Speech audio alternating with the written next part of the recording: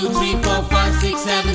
Being with buddies is being in heaven. 7 are the colors, 7 are the cause. When we together stronger than a squad. याद आएंगी हमें वो घर और गलियां, झगड़े थे जहाँ जहाँ थी प्यारी दुनिया, भूलेंगे न हम तुमको यारो, रूठेंगे न हम तुमसे यारो। याद आएंगी हमें वो घर और गलियां, झगड़े थे जहाँ जहाँ थी प्यारी दुनिया, भूलेंगे न हम तुमको यारो, रूठेंगे न हम तुमसे यारो। अब तक आपने देखा कि कॉलेज में बीए सेकेंड ईयर में पढ़ने वाले 5 तालिबे इल्म पूरे साल घूम फिर कर और मौज मस्ती कर अपने कॉलेज लाइफ को यादगार बनाना चाहते हैं। इसलिए इम्तिहान से बचने के लिए वो यूनिवर्सिटी की एक तजवीज से फायदा उठाने का मंसूबा बनाते हैं, जिसके तहत अगर वो कॉलेज में होने वाली किसी तकरीब में हिस्सा लें तो उस साल इम्तिहान देने से बच सकते हैं। जब उन्हें यौम आज़ादी के मौके पर मुनक्किद होने वाले जलसे के बारे में पता चलता है तो वो उसमें हिस्सा लेने की जुस्तजू करने में जुट जाते हैं। इस सिलसिले में वो मैडम सबीना से मिलते हैं। वो उन्हें 2 कम मशहूर मुजाहिदीन आज़ादी के बारे में नोट्स लिखने को कहती हैं। किताबें, इंटरनेट जैसे जदीद वसाइल के जरिए भी कम मशहूर मुजाहिदीन आज़ादी के बारे में उन्हें कोई खास मालूमात हासिल नहीं होती। तब वो रिटायर्ड प्रोफेसर अलवी से मदद मांगने जाते हैं। आइए अब देखते हैं कारवाने आज़ादी की तीसरी किस्त।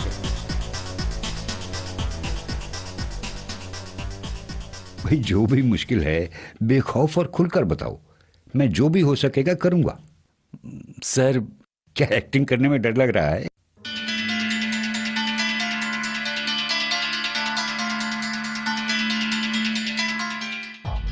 नहीं सर, हम लोग ड्रामा तो बहुत अच्छा कर सकते हैं। हिना, मारिया, सनी को कई इनाम भी मिल चुके हैं।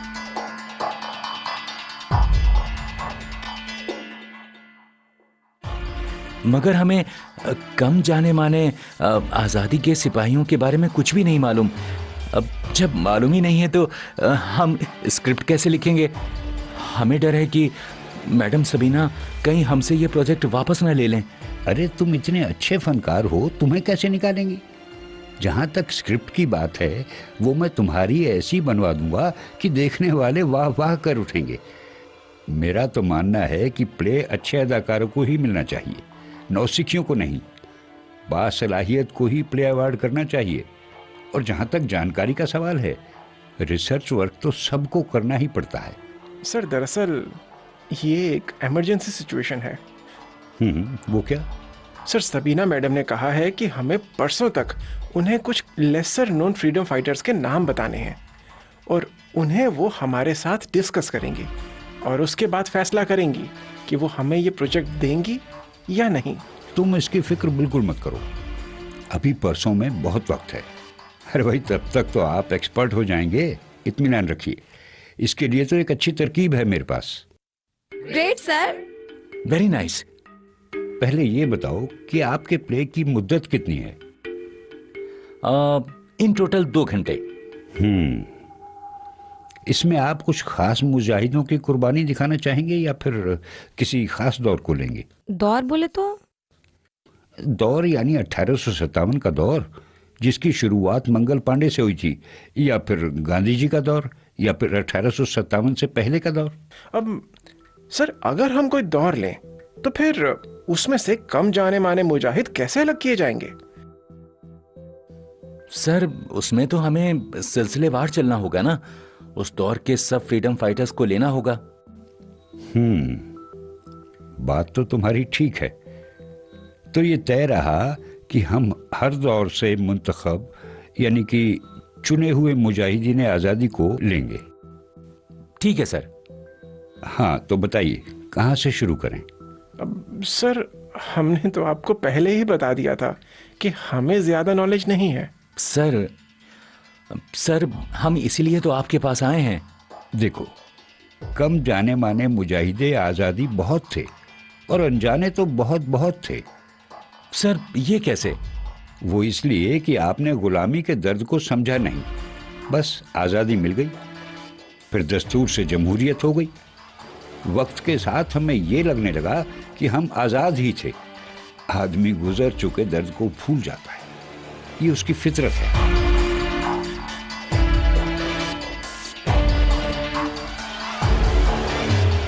ये सच कहा आपने।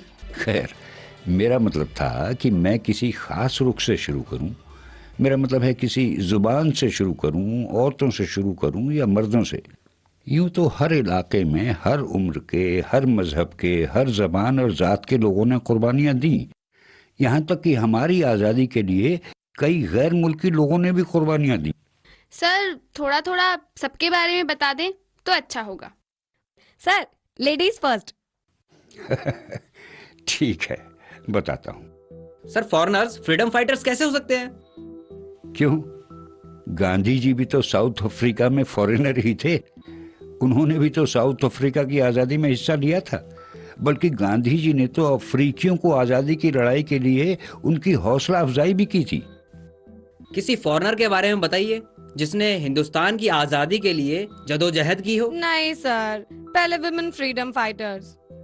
अच्छा भाई, मैं तुम दोनों की बात मान लेता हूँ। बस मैं तुम्हें एक गैर मुल्की खातून की कहानी सुनाता हूँ जिसने हिंदुस्तान की आज़ादी के लिए लड़ते लड़ते अपनी जान तक दे दी। उसका नाम था कैथरीन हेलमान। अच्छा, कमाल है। हाँ, कैथरीन हेलमान आयरलैंड की रहने वाली थी जो भारत आकर बस गई। ये इलाहाबाद में अकेली रहती थी।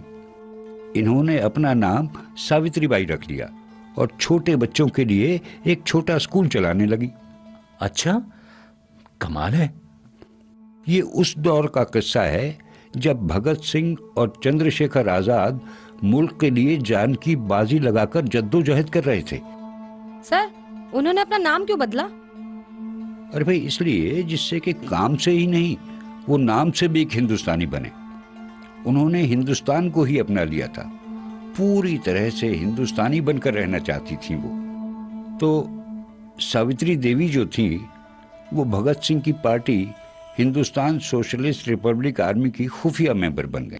अच्छा। और उस वक्त हमारे इनकलाबियों को छिपकर रहने और हथियार छिपाने की बड़ी मुश्किल आती थी। कैथरीन यानी सावित्री देवी जो थी, वो इस काम में पूरा ताउन करती थी।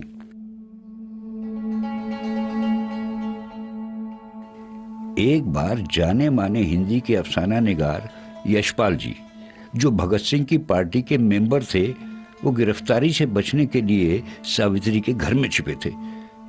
तब किसी ने पुलिस को सुराग दे दिया। 22 जनवरी 1932 को पुलिस ने सावित्री देवी के घर पर छापा मारा और यशपाल जी और 2 रिवॉल्वर बरामद हुए, जिसकी वजह से सावित्री बाई को 5 साल की बामशक्कत जेल हुई।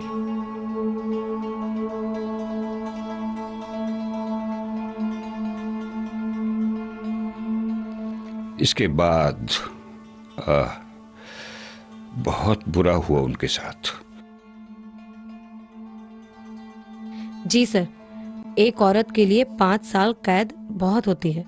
हाँ, 5 साल बाद जब सावित्री बाई जेल से रिहा हुई तो ना उनका घर रह गया था, ना स्कूल। ओह। जेल में ही उन्हें कैंसर हो गया था। उनकी हालत बहुत बिगड़ गई थी। कोई अपना न था।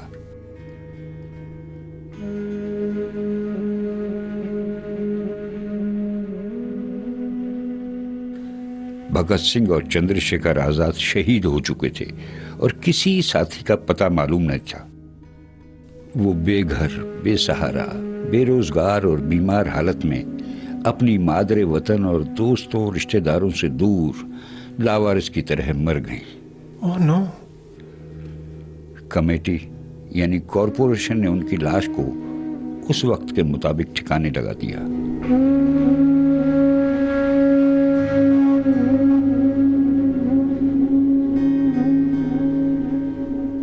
एक वतन परस्त जाबाज औरत का ये अंजाम सोचकर दिल भर आता है। देखो, ये कहानी तो मैंने सन्नी और हिना की जिद पर सुना दी, मगर ये कहानी तुम्हारे प्ले के लिए नहीं है।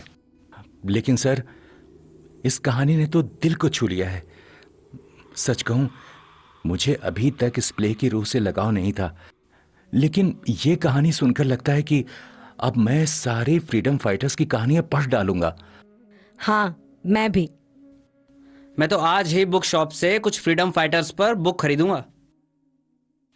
जरूर पढ़ना, मगर अब किताबें पढ़ने का वक्त नहीं है, वक्त कम है, मौजू पर आइए।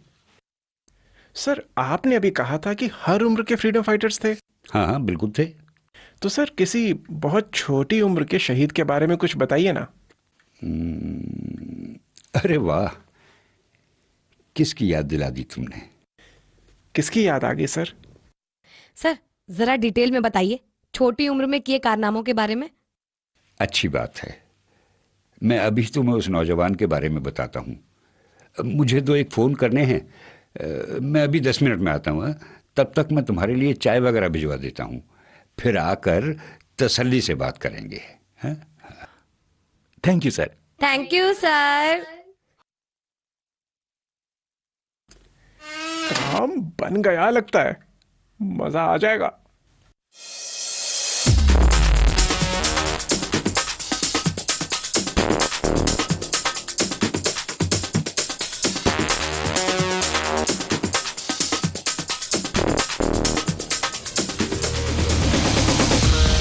मुश्ताक, जमील, विवेक, इधर आओ, इट्स वेरी इंपॉर्टेंट। अरे जेबा, क्या हो गया? क्यों इतनी हाय तौबा मचा रखी है? वो जो आज तक नहीं हुआ। पर हुआ क्या? यौम आजादी का प्ले हमें अवार्ड नहीं होगा। क्यों? क्योंकि वो प्ले राजन पार्टी करने जा रहे हैं। अच्छा? ओहो, ये क्या हो गया? राजन पार्टी? ये कौन सी नई पार्टी आ गई? हाँ। तुझे कैसे मालूम?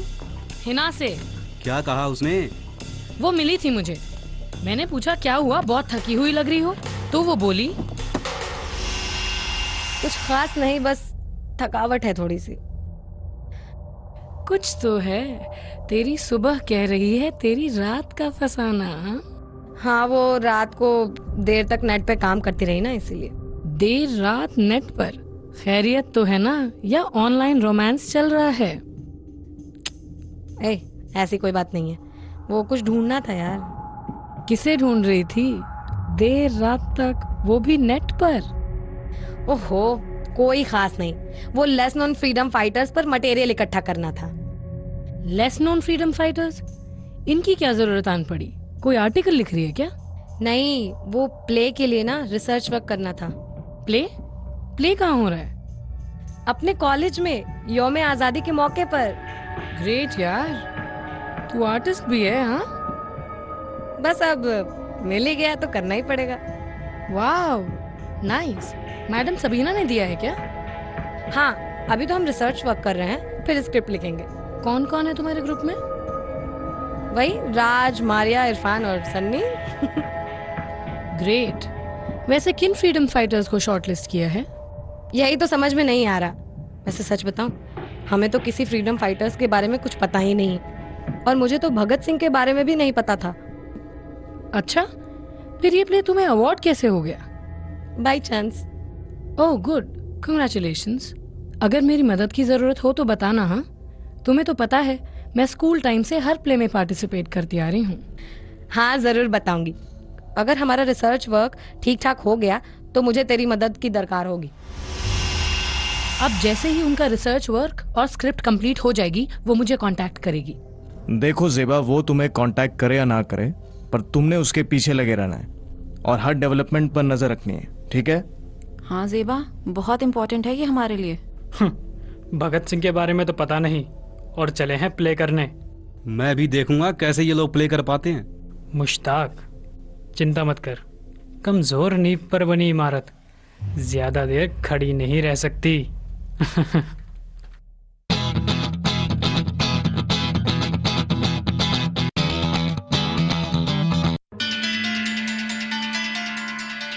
यार राज, तूने प्रोफेसर अलवी से ये तो झूठ कह दिया कि हम बहुत अच्छे एक्टर हैं और हमें कई इनाम भी मिले हैं। क्या जरूरत थी झूठ बोलने की? Sympathy Maria, sympathy. किसी की सिंपैथी पाने के लिए उसे इमोशनल करना जरूरी है। अच्छा सोचो, हम अच्छे एक्टर हैं, अच्छा टॉपिक भी हमारे पास है और दिल में अच्छा प्ले करने की तमन्ना भी है, और अपने मकसद में नाकामयाब हो जाएं सिर्फ उस चीज की कमी से जिसका खजाना प्रोफेसर अलवी के पास है। बस इसी ख्याल ने सिंपैथी पैदा की है प्रोफेसर अलवी के दिल में। अब देखना, आज हमें वो इतना जरूर बता देंगे जिसकी वजह से हम कल मैडम सबीना को इम्प्रेस कर पाएंगे। हमने ये तो बता दिया कि हम प्ले करना चाहते हैं, मगर जानकारी जीरो है। अगर हम कह देते हैं कि हमने थिएटर कभी नहीं किया मगर करना चाहते हैं तो? यार तेरी हर बात पर तेरा ट्रेडमार्क लगा हुआ है। सुना नहीं था कि क्या कहा था उन्होंने हमारी बातें सुनकर? मेरा तो ये मानना है प्ले तो अच्छे अदाकारों को ही मिलना चाहिए। भूल गई डम्बो। राज, तुमने प्रोफेसर साहब को सिर्फ 2 फ्रीडम फाइटर्स के बारे में बताने को क्यों नहीं कहा? भाई इसीलिए कि हमारे पास चॉइस हो जाए। जो 2 बेस्ट होंगे उनके बारे में मैडम सबीना से हम डिस्कस कर लेंगे। बस एक बार हमें सिलेक्ट कर लिया तो बस फिर ऐश ही ऐश। और फिर 1 हफ्ते की मौज मस्ती। गोवा चलेंगे। यानी प्रोफेसर अलवी के पास भी नहीं आएंगे? यानी कि 2-1 दिन अगर जरूरत पड़ी तो। यानी स्क्रिप्ट लिखवाने के लिए, और वो भी सिर्फ फॉर्मेलिटी सेक।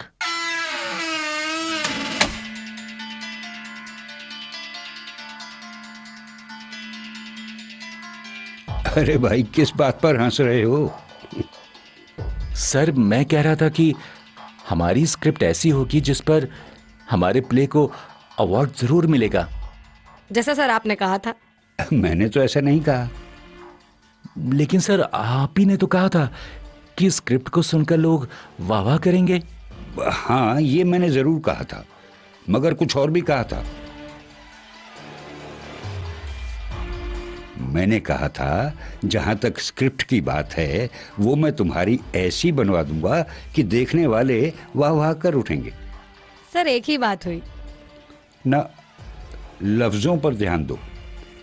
मैंने कहा था कि मैं तुम्हारी स्क्रिप्ट ऐसी बनवा दूंगा, यानी बनाएंगे आप, मैं तो सिर्फ गाइडेंस दूंगा। और फिर मैंने कहा था देखने वाले वाह वाह कर उठेंगे, यानी आप लोगों की एक्टिंग देखकर वाह वाह कर उठेंगे। पर भाई, आप लोगों ने ही तो कहा था कि आप इनाम याफ्ता अदाकार हैं, क्यों?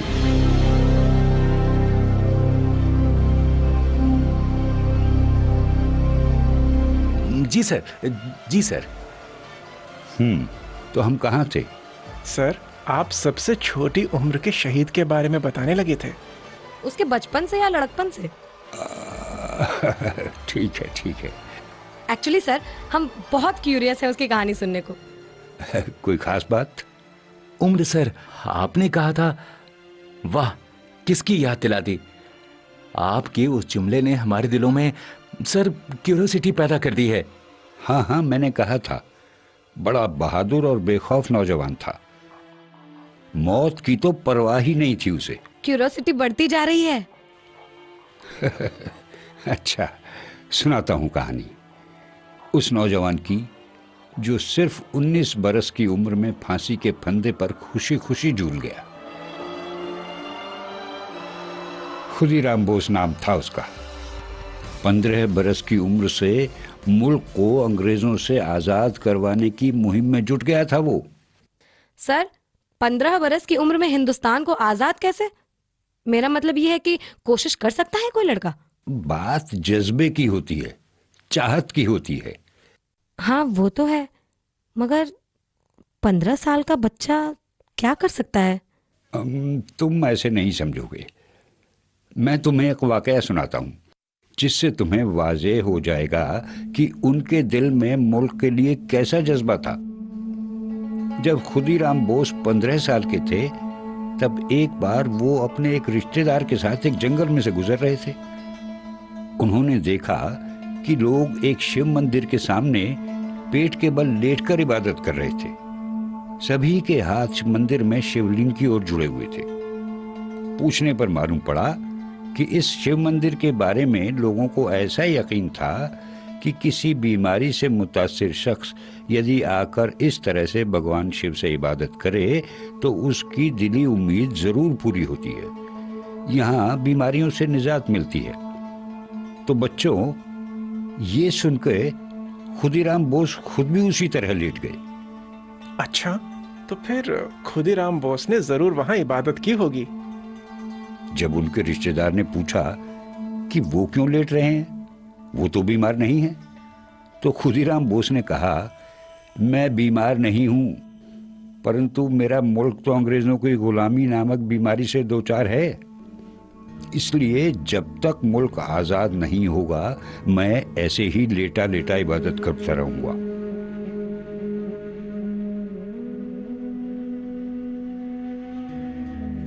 ये कहकर वो लेटे लेटे इबादत करने लगे कि भारत को अंग्रेजों की गुलामी से आजादी मिले।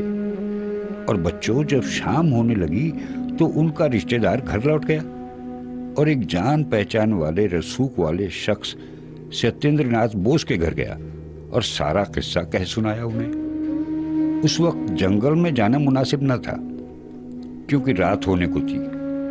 और फिर अगले दिन सुबह जब दोनों जंगल में उस शिव मंदिर के पास गए तो उन्होंने खुदीराम बोस को उसी हालत में पाया जिसमें वो उन्हें छोड़ गए थे।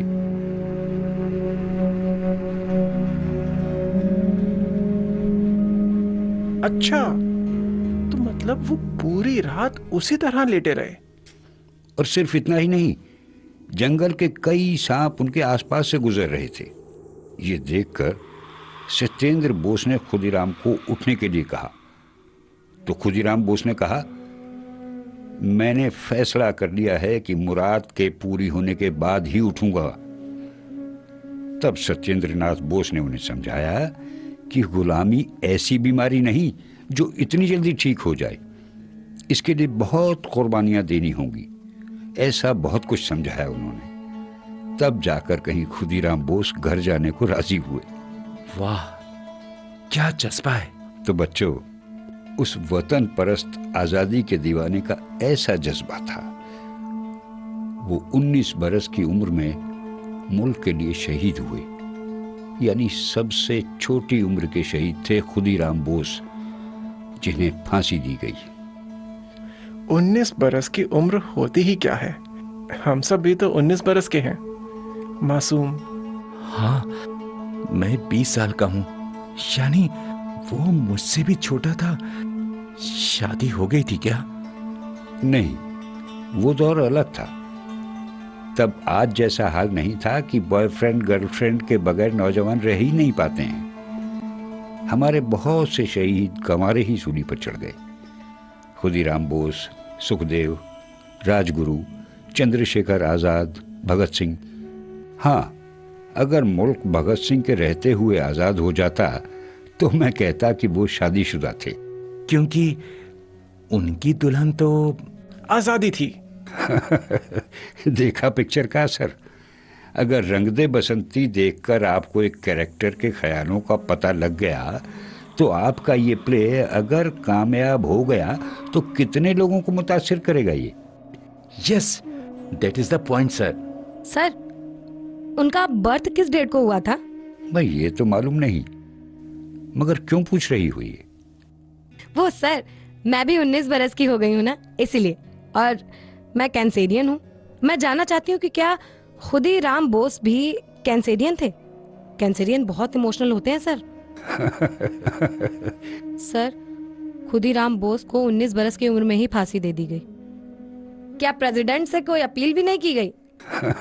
सर, पहले ये बताइए कि आप मेरी बात पर हंसे क्यों थे?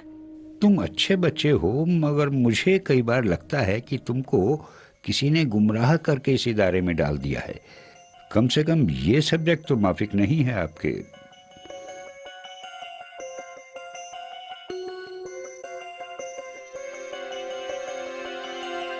मैं समझा नहीं सर। देखो, एक टॉपिक पर प्ले करने से पहले उसके स्क्रिप्ट राइटर को, डायरेक्टर को और अदाकारों को सब्जेक्ट की रूह को समझना होता है, मगर तुम तो सब्जेक्ट के आसपास भी नहीं हो। वो कैसे सर? वो ऐसे कि आपने पूछा कि खुदीराम बोस के लिए क्या प्रेसिडेंट से दरख्वास्त भी नहीं की गई, यही पूछा था ना तुमने? जी सर। अरे भाई, अगर राष्ट्रपति या सदर होते तो मुल्क गुलाम कैसे होता? राइट सर, जब हम गुलाम थे तो हमारे अपने प्रेसिडेंट या सदर कैसे हो सकते थे? हाँ, राष्ट्रपति तो कॉन्स्टिट्यूशन से बनता है और अपना कॉन्स्टिट्यूशन आजाद मुल्क का ही होता है। Sorry sir. देखो, एक अच्छा प्ले बनाने के लिए तुम्हें दिमागी तौर पर उसी दौर में रहना होता है। जिस्म भले ही आज में रहे, मगर दिमाग होगा उस दौर में जब हम गुलाम थे, उन हालात की चुभन में। जी सर। हाँ बच्चों, तो मैं कह रहा था, उस वक्त लोगों के दिलों में एक जज्बा था जो आज के लोग समझ नहीं सकते। क्यों सर? अरे भाई, अब माहौल खराब हो गया है। वो दौर ऐसा था जब अलग अलग इलाके, मजहब और जबान के लोग कंधे से कंधा मिलाकर अंग्रेजों से लोहा लेते थे। कोई फर्क न था और इकट्ठे होकर लड़ते थे हिंदू मुस्लिम। यानी दंगे नहीं होते थे? अरे दंगे तो इन सियासतदानों की देन है।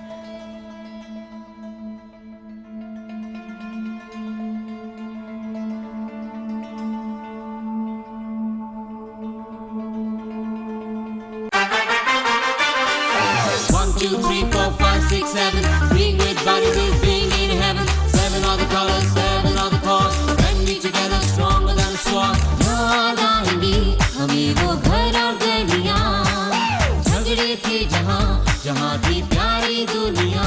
भूलेंगे न हम तुमको यारो, रूठेंगे न हम तुमसे यारो।